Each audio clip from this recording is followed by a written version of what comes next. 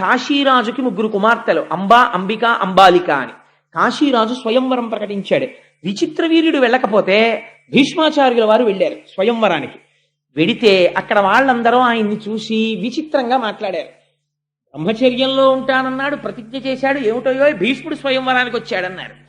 అందరూ చూస్తుండగా నేను పౌరుషంతో రాజులను ఓడించి తీసుకెడుతున్నాను ఈ అంబిక, అంబాలికని. ఎవరైనా మీరు నన్ను ఎదుర్కొనే వాళ్ళు ఉంటే ఎదుర్కోవచ్చు అని 3 చేయి పట్టి రథం ఎక్కించి తీసుకెళ్లిపోతున్నాడు. రాజులందరూ కలిసి భీష్ముడి మీదకి యుద్ధానికి వచ్చారు. అందరినీ తుత్తునియలు చేసి హస్తినాపురానికి తీసుకొచ్చాడు. తీసుకొచ్చి వివాహానికి కూర్చోబెడుతున్నాడు. అంబ భీష్ముడి దగ్గరికి వెళ్ళింది, మహానుభావ, నీకు తెలియనటువంటి ధర్మం లేదు, నీకు ఒక మాట చెప్తాను. నేను సాళ్వుడనబడేటటువంటి రాజుని ప్రేమించాను, ఆయన కూడా నన్ను ప్రేమించాడు, ఆయన నా యందు పత్నీభావమును పొందాడు. కాబట్టి ఇప్పుడు నేను వేరొక పురుషుడికి భార్యని కావడం అమర్యాద, అలా నేను కాకూడదు. అందుకని నన్ను తీసుకెళ్లి సాళ్వుడికి అప్పచెప్పేమని. ఒకసారి మనసు లేని స్త్రీ రాజుకి భార్యగా ఉండడానికి వీలు కాదు. అందుకని పరపురుషుని యందు అనురక్తి కలిగినటువంటి స్త్రీని భార్యగా యువతల ఇంట్లో ఉండడం త్రాచుపావుని పెంచుకోవడం లాంటిది. అందుకని నువ్వు నా తమ్ముడికి భార్యగా ఉండడానికి వీలు లేదు, నిన్ను తీసుకెళ్లి అప్పచెప్పేస్తానని చెప్పి సాళ్వుడి రాజ్యానికి తీసుకెళ్లి రథంలో పంపించాడు. పంపిస్తే ఈవిడ సాళ్వుడి అంతఃపురంలో ప్రవేశించి ఎంతో సంతోషంగా నేను వచ్చేశానయ్యా, భీష్ముడు నన్ను పంపించాడని. ఆయన అన్నాడు, అంతమంది రాజులు చూస్తుండగా నన్ను కూడా ఓడించి భీష్ముడు ఏనాడు నీ చెయ్యి పట్టి తన రథం ఎక్కించి తీసుకెళ్లాడో ఆనాడే నువ్వు భీష్ముడి సొత్తు అయిపోయావు. ఇప్పుడు చేతకాని వాణ్ణి, భీష్ముడి పెట్టిన భిక్షని భార్యగా స్వీకరించడానికి నీ క్షత్రియుణ్ణి, రాజ్యపాలకుణ్ణి, మహారాజుని, నేను నిన్ను అల్లనన్నాడు. ఎవరు నిన్ను గెలుచుకున్నారో నువ్వు వాళ్ళకే సొత్తు అన్నాడు. ఆవిడ బాధపడుతూ ఒక ఆడదాని బాధ చరిత్రని ఎలా మారుస్తుందో చూడండి. అందుకే చాలా జాగ్రత్తగా ఉండు సుమా. స్త్రీల జోలికి వెళ్ళి నిష్కారణంగా వాళ్లతో వాళ్ళ మనసు ఖేదపడేటట్టు ప్రవర్తించకు. ఆ స్త్రీ ఒక తపోవనానికి చేరింది. చేరి నేను తపస్సు చేసుకుంటాను, సన్యాసం ఇమ్మంది. అంటే ఋషులు అన్నారు, నువ్వు నిండు యవ్వనంలో ఉన్నావు, నువ్వు వచ్చి ఈ ఆశ్రమాల్లో కూర్చుంటే ఇక్కడ ఉన్న వాళ్ళ తపస్సులు పాడైపోతాయి, లేనిపోని గొడవలు వస్తాయి. అందుకని నువ్వు ఇక్కడ ఉండడానికి వీల్లేదమ్మా, ఇవాళ రాత్రికుండు, రేపటి రోజున నీ మార్గము నువ్వు చూసుకో అన్నారు.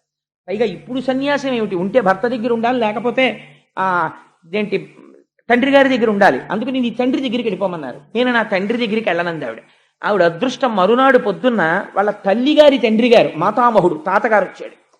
ఆ తాతగారికి తన గోడు వెళ్ళబోస్తుంది. ఆయన అన్నాడు, నేను పరశురాముడికి చాలా అంతేవాసిని, పరశురాముడు భీష్ముడికి గురువు, అందుకని పరశురాముడితోటి భీష్ముడికి చెప్పిస్తాను అన్నాడు. ఈలోగా ఒక పరిచారికుడు వచ్చి, అయ్యా పరశురాముల వారు ఏం చేస్తున్నారన్నాడు. పరశురాముడి దగ్గరికి వెళ్ళి అంబ తన గోడు చెప్పుకుంటే పరశురాముడు విని హృదయం కరిగిపోయి, రేపటి రోజున నేను నిన్ను తీసుకుని హస్తినాపురానికి వెడతాను, భీష్ముణ్ణి పిలిచి తను గెలుచుకున్నాడు కాబట్టి నిన్ను వివాహం చేసుకోమని చెప్తాను అని రథం ఎక్కించి హస్తినాపురానికి తీసుకెళ్ళాడు. హస్తినాపురం బయట విడిది చేసి కబురు చేశాడు భీష్ముడికి. ఆయన వచ్చినటువంటి వాడు గురువు కనుక ఒక ఆవుని తీసుకుని వచ్చాడు.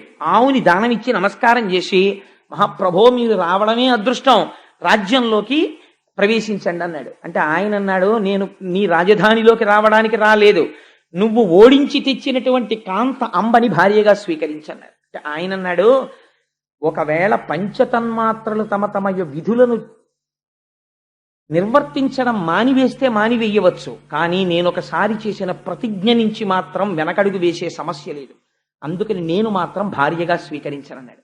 అయితే ఎవరి కోసం తెచ్చావో ఆ తమ్ముణ్ణి చేసుకోమనన్నాడు.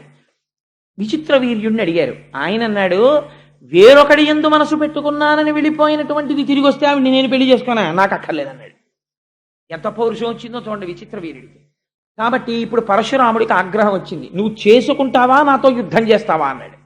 భీష్ముడు అన్నాడు, ప్రతిజ్ఞాపాలనం కోసం ప్రాణములు విడిచిపెట్టేస్తాను, మీరు కురుక్షేత్రానికి పదండి, అక్కడికి వస్తున్నాను యుద్ధానికి అన్నాడు. ఇద్దరు కురుక్షేత్రం చేరుకున్నారు. అక్కడ బ్రహ్మాండమైన యుద్ధం, 22 రోజులు బ్రహ్మాండమైన యుద్ధం జరిగింది. తుత్తునియల కింద కొట్టేసుకున్నారు ఒకళ్ళనొకళ్ళు. ఆఖరికి ఒక రోజు రాత్రి శిబిరంలో భీష్మాచార్యుల వారు పడుకుని ఉన్నారు. పరశురాముణ్ణి నేను ఎలా నిగ్రహించగలను, రోజు ఆయనకి నమస్కారం పెట్టి యుద్ధం చేసేవారు గురువుగారు.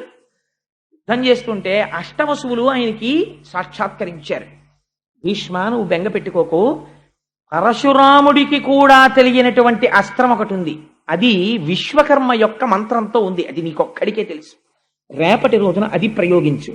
ఆ అస్త్రం ప్రయోగిస్తే మరునాడు సూర్యోదయం వరకు పరశురాముడు నిద్రైపోతాడు. నిద్రపోయిన వాడు మరణించిన వాడితో సమానం యుద్ధభూమిలో.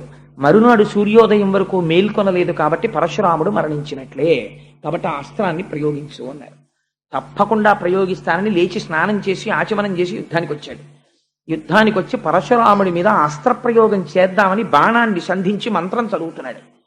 మహర్షులందరూ దర్శనమిచ్చారు. నారదాదులు, ఎంత ఘోరమైన పాపం చేస్తున్నావు భీష్మ, నీ వంటి ధర్మజ్ఞుడు చెయ్యవలసిన పని కాదు. నువ్వు ఈ అస్త్రాన్ని ప్రయోగిస్తే నీ గురువు మరణించిన వాడితో సమానమైపోతాడు. గురువుని చంపినటువంటి పాపం వస్తుంది. అంతటి అపకారం, అంతటి అవమానం గురువు పట్ల చెయ్యకూడదు, నువ్వు అలా వెయ్యకు అన్నారు. గురువుని అవమానించను అని ఆ అస్త్రాన్ని ఉపసంహారం చేసేసాడు. అదే సమయంలో జమదగ్ని మొదలైనటువంటి వాళ్ళు పరశురాముడి తండ్రి వాళ్ళు వచ్చారు. వచ్చి, నువ్వు కూడా బ్రాహ్మణుడవై నీ శిష్యుల మీద ఇంత బాణప్రయోగం చెయ్యకూడదు, ఆయన ధర్మానికి కట్టుబడ్డాడు, నువ్వు ఉపశాంతి వహించని పరశురాముడికి చెప్పారు. పరశురాముడు ఒక స్థితిలో భీష్ముడితో యుద్ధం చేస్తూ మోకాళ్ల మీద దొల్లి రథంలోంచి కింద పడిపోయాడు. అందుకని పరశురాముడు ఓటమిని అంగీకరించాడు భీష్ముడి చేతిలో. నేను ఓడిపోయినట్టే లెక్క, అంబా ఇంక నిన్ను నేను రక్షించలేను, నువ్వు ఎక్కడ రక్షణ దొరుకుతుందనుకుంటే అక్కడికి వెళ్ళిపోవచ్చు అన్నాడు. నీకు ఎవరి వలన వివాహం అవుతుందనుకుంటే వారిని ఆశ్రయించి అన్నాడు. ఆవిడంది, నాకు ఒక విషయం అర్థమైంది. పరశురాముడు 21 మాటలు భూమండలాన్ని చుట్టూ తిరిగి క్షత్రియుడన్న వాడిని అందరినీ తెగటార్చాడు. అటువంటి పరశురాముడిని ఓడించేశాడు ఈ భీష్ముడు. కాబట్టి భీష్ముడిని ఓడించేవాడు లేడు కాబట్టి నా పెళ్ళవదు కాబట్టి నేను ఒక్క ప్రతీకారం తీర్చుకుంటాను, ఈ భీష్ముడిని చంపుతాను. ఇదే నా ప్రతిజ్ఞ ఇవాళ నుంచి. ఇంకా నాకు వివాహం అక్కర్లేదు, భీష్ముడు ఎలా చనిపోతాడో ఇదొక్కటే నా కోరిక అని ఆవిడ తపస్సు చేయడం మొదలెట్టి. ఒక చోట అంటారు, ఆవిడ ముందు సుబ్రహ్మణ్యేశ్వర స్వామి వారి గురించి తపస్సు చేసి కందుడు ప్రత్యక్షం అయ్యాడు. ఏమి నీ కోరిక అన్నాడు. భీష్ముడిని నిగ్రహించాలని. అది నేను చెప్పలేను, భీష్ముడికి వరం ఉంది, చేతిలో ధనస్సు ఉండగా ఎవరు చంపలేరు, పైగా ధర్మజ్ఞుడు. అందుకని నీకు ఒక పుష్పమాలను ఇస్తాను, ఈ పుష్పమాల మెడలో వేసుకుని ఎవరు యుద్ధం చేస్తే వాళ్ళు భీష్ముడి మీద గెలుస్తారు అన్నారు. ఎందరో రాజుల్ని అడిగింది మెడలో ఈ పుష్పమాల వేసుకుని భీష్ముడితో యుద్ధం చేయమని. మహాధర్మాత్ముడైన భీష్ముడిని ఎందుకు సంహరించాలి, ఎందుకు యుద్ధం చేయాలి, మేము యుద్ధం చేయాలన్నారు. ఈ మాల తీసుకెళ్లి ద్రుపదరాజు గారి ఇంటి రాజద్వారం మీద వేసి మళ్లీ తపస్సు చేసింది. ఈసారి రుద్రుడు ప్రత్యక్షమయ్యాడు. ఏం కావాలన్నాడు. అంటే భీష్ముడిని సంహరించాలంది. నీకు ఈ జన్మలో ఆ కోరిక తీరదు, వచ్చే జన్మలో తీరుతుంది, కాబట్టి నీ శరీరం విడిచిపెట్టి వేరే జన్మ తీసుకోమన్నాడు. యోగాగ్నిలో శరీరం వదిలేసి మళ్లీ పుట్టినప్పుడు ఆడదై పుట్టింది. ఆడదై పుడితే భీష్ముడు యుద్ధం చేయడు, అందుకని మగవాడిగా మారాలి. మళ్లీ తపస్సు చేసి మగవాడిగా మారింది, అందుకని శిఖండి. అందుకే ఎంతకి వదిలిపెట్టకుండా ప్రాణం తీసేస్తున్నారు అనుకోండి, అంటాం వీడెక్కడ దొరికాడు రా, నాకు శిఖండిలో దొరికాడు అంటాం. ఆ శిఖండి వెనక అంత కథ ఉంది. ఆ శిఖండి ద్రుపదుడికి కుమారుడిగా జన్మించాడు. ఆ ద్రుపదుడికి ఇంట్లో జన్మించి పెరిగి పెద్దవాడవుతున్నాడు. పాండవ పక్షంలోకి చేరాడు. మహానుభావుడు భీష్ముడికి ఎంత అగ్ని పరీక్షలు వచ్చాయో తెలుసా అండి జీవితంలో. ఇంత కష్టపడి విచిత్రవీర్యుడికి అంబాలికనిచ్చి వివాహం చేశాడు. ఇద్దరినీ వివాహం చేసిన తర్వాత విచిత్రవీర్యుడికి క్షయవ్యాధి వచ్చి చచ్చిపోయాడు. చచ్చిపోతే అంబాలిక విధవలైపోయారు, వంశం ఆగిపోయింది.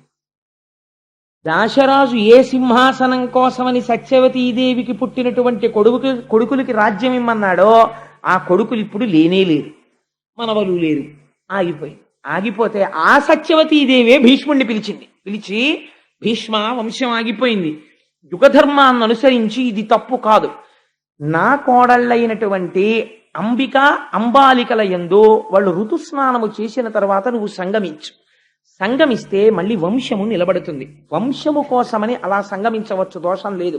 అందుకని నువ్వు సంగమించు అత్తగారి అనుగ్రహంతో ధర్మబద్ధమైతే అని అడిగింది ఆవిడ. అంటే దాని ఎందుండేటటువంటి ధర్మ సూక్ష్మం వేరు. ఇప్పుడు నేను దేవీ భాగవతం మాట్లాడటం కదా. 8 రకాల కొడుకులు ఉంటారు, ఆ కొడుకులు ఏమిటి, ఎలా వస్తారు, అది ఎలా ధర్మం అవుతుంది, ఇవన్నీ దేవీ భాగవతం అయితే చెప్పాలి. ఇప్పుడు ఎందుకు ఆలరంతా నాకు. అందుకని ఈ మాట చెప్తే భీష్ముడు అన్నాడు, అమ్మా నేను ప్రతిజ్ఞ చేశాను ఆనాడే, నేను ఏ స్త్రీ ఎందు కూడా అలా ప్రవర్తించను, నేను బ్రహ్మచర్య నిష్ఠ ఎందు ఉన్నవాడను, అందుకని వంశము లేకపోతే నేనేమీ చెయ్యలేను, కానీ నేను మాత్రం అలా ప్రవర్తించాను. దీనికి ఒక్కటే ఒక్క పరిష్కారం. ఎవరైనా బ్రహ్మజ్ఞాన సంపన్నుడై కేవలము వరకటాక్షము కోసమని సంగమించడము తప్ప శరీరమునందు అటువంటి కోరిక లేని ఒక బ్రాహ్మణుణ్ణి, ఒక బ్రహ్మజ్ఞానిని వేడుకో అన్నాడు. అంటే అప్పుడు వ్యాసుణ్ణి ప్రార్థన చేసింది. సరే, ఆ తర్వాత కథ మీకు తెలుసు. పాండవులు పుట్టడం, పాండురాజు గారు పుట్టడం, విదురుడు పుట్టడం, ధృతరాష్ట్రుడు పుట్టడం, దాసికి విదురుడు పుట్టడం, అలా వాళ్ళు ముగ్గురు పుట్టడం. తర్వాత కథ నడిచింది. ఆ తర్వాత ఎక్కడికి వచ్చేసింది? ఇన్ని తరాలు మారిపోతున్నాయి. ధృతరాష్ట్రుడు పుట్టాడు, పాండురాజు పుట్టాడు, పాండురాజు మళ్ళీ మరణించాడు, పాండురాజు యొక్క పిల్లలు పుట్టేశారు పాండవులు, ధృతరాష్ట్రుడికి దుర్యోధనాదులు జన్మించారు. ఇంతమందిని సాకుతూ తాతగారై గడ్డాలు నిలిచిపోయి, జుత్తు నిలిచిపోయి, మహాధర్మజ్ఞుడై మహానుభావుడు వీళ్ళందరికీ విలువిద్య నేర్పించి ద్రోణాచార్యుల్ని గురువుగా పెట్టి అలా ఆ వంశాన్ని సాకుతూ నడిపిస్తూనే ఉన్నాడు భీష్ముడు మాత్రం. ఆయన కళ్ళ ముందే బ్రహ్మాండమైనటువంటి కలహం బయలుదేరింది కౌరవులకు పాండవులకు. కౌరవులు అనడానికి కూడా వీల్లేదు, ఎందుకంటే పాండవులు కూడా కౌరవులే, భీష్ముడు కూడా కౌరవుల్లో వాడే, కురుచక్రవర్తి యొక్క సంతానం. అందుకని పాండురాజు యొక్క పుత్రులకు, ధృతరాష్ట్రుని యొక్క పుత్రులకు కలహం బయలుదేరింది. బయలుదేరినప్పుడు ఇంత ధర్మజ్ఞుడైనటువంటి భీష్ముడు, ఇంత ధర్మం తెలుసున్న భీష్ముడు కురుక్షేత్ర సంగ్రామం జరిగినప్పుడు మాత్రం పాండవ పక్షమునకు వెళ్ళలేదు. కౌరవ పక్షంలో, దుర్యోధనుడి యొక్క పక్షంలో ఉండిపోయాడు. అలా ఎందుకు ఉండిపోవలసి వచ్చింది?